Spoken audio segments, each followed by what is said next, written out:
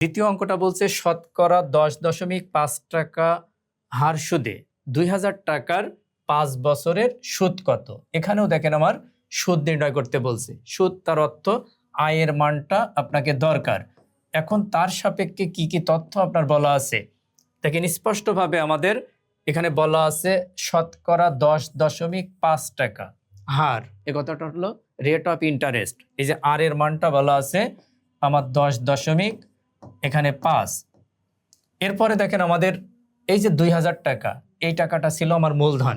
তাহলে পির মানটা পাবো আমরা, এই পির মানটা পেয়েছি 2000 টাকা। এরপরে দেখেন আমাদের 5 বছরের, এখানে সরাসরি বছর বলা আছে, এন এর মানটা পেয়েছি আমরা 5। আমাদের যে তথ্যগুলো দরকার প্রত্যেকটা তথ্য এখানে আমরা পেয়েছি। এখন দেখেন আমাদের যে অংশটা আমরা যদি সূত্র প্রয়োগ করি তাহলে কি পাই আমরা। সূত্রটা ছিল আমাদের আই সমান পি এন আর, তাকে আমরা ভাগ করব 100 দ্বারা। এখন প্রত্যেকটা তথ্য বা প্রত্যেকটা মান আমাদের আছে কিনা দেখেন। এখানে আমাদের পির মান জানা আছে, আর এর মান জানা আছে, এন এর মান প্রত্যেকটাই জানা আছে। তাহলে পির মানটা কত? পির মানটা 2000 টাকা। এরপরে এন এর মানটা স্পষ্টভাবে বলছে 5 বছর। আর এর মানটা বলা আছে 10 এটা হলো 5। নিচেই দেখেন আমাদের এই যে 100। এখন এখানেও দেখেন আমাদের একটা দশমিক অংশ আছে। এই দশমিকটা যদি আমরা তুলতে যাই তাহলে কি পাবো? আমরা পরবর্তী লাইনে দশমিক তুলতে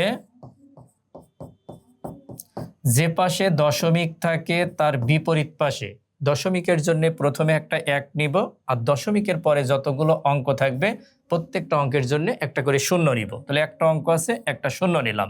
আর নিচেই দেখেন আমার একটা 100 আছে।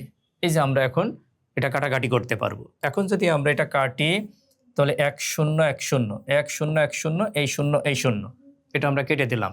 তাহলে এখন দেখেন এখান থেকে পাবো আমরা 5 দুগুণে 10, তার সাথে গুণ হবে আমাদের 105। এখন এটাকে এই যে আমরা পেলাম 1050 টাকা। তাহলে এখানে আমাদের পরবর্তী যে অংশটা, এটা কিসের মান পেয়েছি আমরা? 1050 টাকা পেয়েছি আমরা।